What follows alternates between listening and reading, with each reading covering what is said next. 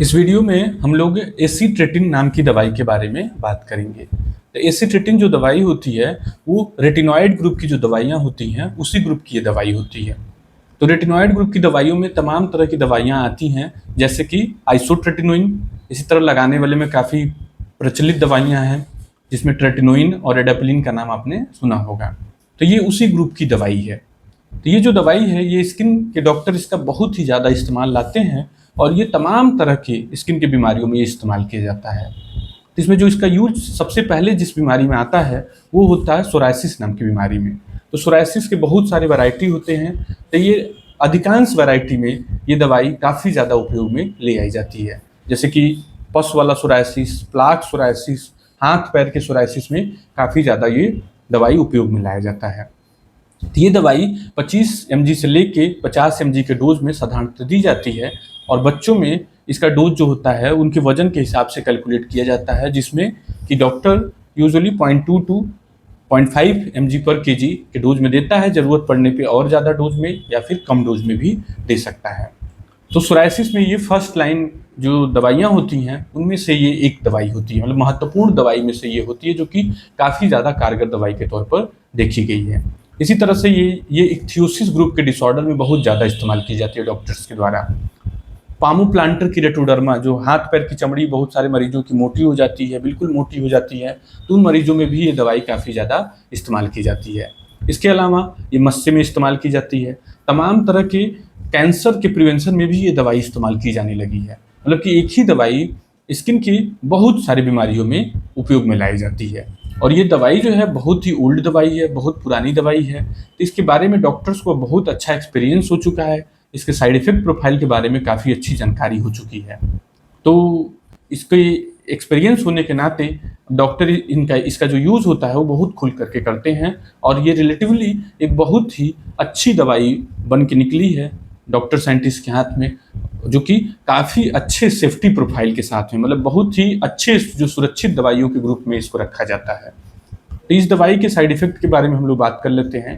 तो ये दवाई जो होती है, जो स्किन होती है उसमें काम करती है। स्किन में जो कीरेटिनोसाइट्स होते हैं उस पे काम करती है, तो इसीलिए इसको बोला जाता है कीरेटोप्लास्टिक ड्रग की कैटेगरी में आता है। मतलब कि जो स्किन की थिकनेस है उसको सही करती है, और प्लस साथ में इसका असर जो तेल वाली ग्रंथियां होती हैं उस पर भी पड़ता है, जिसकी वजह से तेल का सिक्रीशन स्किन में कम होने लगता है। तो तेल के सिक्रीशन कम होने से जो जो परेशानी आएगी वो इसकी साइड इफेक्ट में आ जाती है।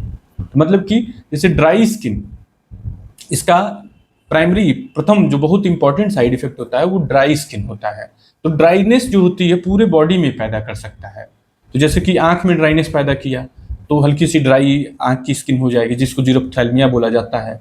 नाक की स्किन में ड्राइनेस किया उससे थोड़ा बहुत इन्फ्लेमेशन हो सकता है, राइनाइटिस, और ज़्यादा ड्राइनेट हो तो हल्का फुल्का कभी कभार ब्लडिंग भी हो जाती है, जिसे एपिस्टेक्सिस बोला जाता है।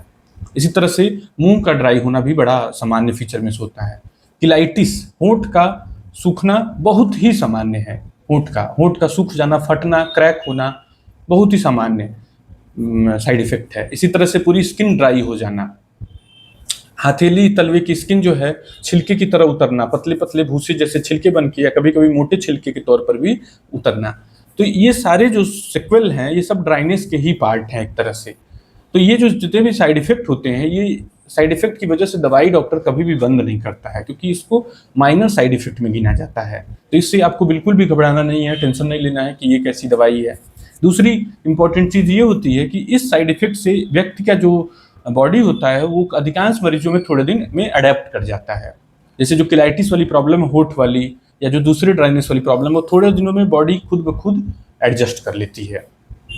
इसी तरह से कुछ मरीजों में जो नाखून का बगल की चमड़ी है वो पकने लगता है, जैसे वहाँ पर थोड़ा पकने जैसी प्रॉब्लम देखने को मिलती है। इसको पायोजेनिक ग्रेनुलोमा का नाम दिया जाता है, तो इसकी वजह से रिपोर्टेड है एसिट्रेटिन की वजह से। इसी तरह से ये थोड़ा हेयर लॉस भी करवा सकता है। मरीजों में देखा गया है कि जो मरीज लेते हैं तो उनमें हेयर फॉल की शिकायत कभी कभी देखने को मिल सकती है, एलोपेशिया जिसको बोला जाता है। तो एसिट्रेटिन इंड्यूस्ड एलोपेशिया होता है। ये दवाई जो होती है लीवर के ऊपर भी कभी कभी असर डाल सकती है, और साथ में जो कोलेस्ट्रॉल का लेवल होता है उसको भी थोड़ा बहुत बढ़ा सकती है। तो डॉक्टर अक्सर इसकी थेरेपी के दौरान आपको थोड़े थोड़े समय पर एलएफटी लीवर फंक्शन टेस्ट और कोलेस्ट्रॉल का टेस्ट करने के लिए रिकमेंड करेगा। लेकिन टेस्ट यदि डॉक्टर आपका बार बार रिकमेंड करता है तो कई बार मरीज घबरा जाते हैं कि बार बार क्यों टेस्ट करा रहा है डॉक्टर। तो इन सब साइड इफेक्ट्स को देखने के लिए, हालांकि यूजुअली ये साइड इफेक्ट भी बहुत सिग्निफिकेंट साइड इफेक्ट की कैटेगरी में नहीं आते हैं।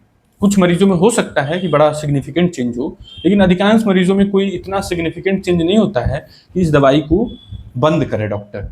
तो तमाम केसेस में डोज को मॉडिफाई करके या दूसरे मेजर्स के द्वारा, जैसे यदि कोलेस्ट्रॉल बढ़ रहा है तो उस कंडीशन में डाइट मॉडिफिकेशन कर सकता है व्यक्ति, एक्सरसाइज कर सकता है, कभी कभी थोड़े समय के लिए जो कोलेस्ट्रॉल को कम करने वाली दवाइयाँ होती है डॉक्टर उसको ऐड कर सकता है।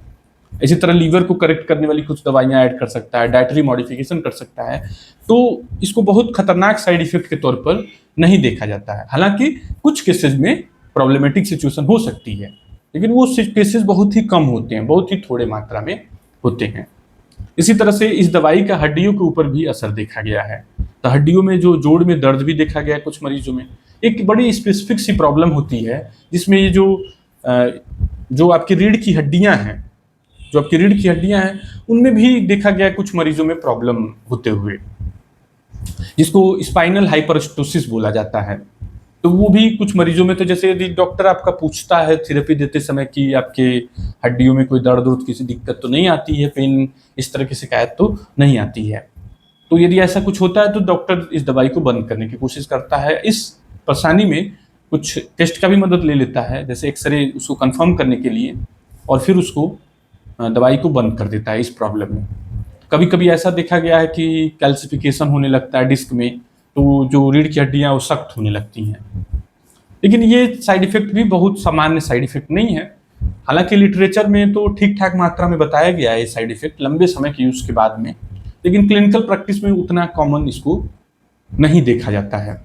और यूजुअली क्लिनिकल प्रैक्टिस में अधिकांश डॉक्टर कम डोज में ही देना प्रीफर करते हैं। जैसे कि ऐसे तो रिकमेंडेड डोज है 25 mg से लेके 50 mg तक, लेकिन अधिकांश डॉक्टर 25 mg एक दिन छोड़ करके या फिर 2 दिन छोड़ करके ही देना प्रीफर करते हैं, और लो डोज में ही अधिकांश बीमारियों में काम बन जाता है। एक स्पेसिफिक साइड इफेक्ट का इसके इलाज के दौरान मेंशन करना जरूरी होता है, इस दवाई का प्रेगनेंसी के ऊपर असर। ये दवाई जो होती है कैटेगरी एक्स की दवाई होती है, मतलब इस दवाई को आप लेते समय प्रेगनेंसी प्लानिंग नहीं कर सकते हैं। और कुछ रिसर्च इसको ऐसा कहते हैं कि जैसे दवाई आपने ली 6 महीने, तो उसके 1 साल बाद तक भी प्रेगनेंसी मना करते हैं, और कुछ रिसर्च 2 साल तक, और यहाँ तक कि कुछ रिसर्च हैं जो 3 साल तक भी मना करते हैं। जैसे मान लीजिए आपने दवाई 6 महीने ली, तो उसके बाद 3 साल तक आप प्रेगनेंसी मना होती है, क्योंकि ये दवाई शरीर के अंदर जो फैट सेल्स होते हैं वहाँ पर मौजूद हो सकती है, और फिर उसकी वजह से माँ के ऊपर तो नहीं असर करती है, लेकिन बच्चे के ऊपर नुकसान पहुँचा सकती है। तो इसीलिए ये दवाई उन्हीं फीमेल्स में एडवाइस की जाती है जैसे जिनका शादी होने में बहुत ज़्यादा समय है, या फिर जिनकी फैमिली कंप्लीट हो गई है, तो उन्हीं पेशेंट्स में ये दवाइयाँ अधिकांश केसेस में डॉक्टर प्रिस्क्राइब करता है।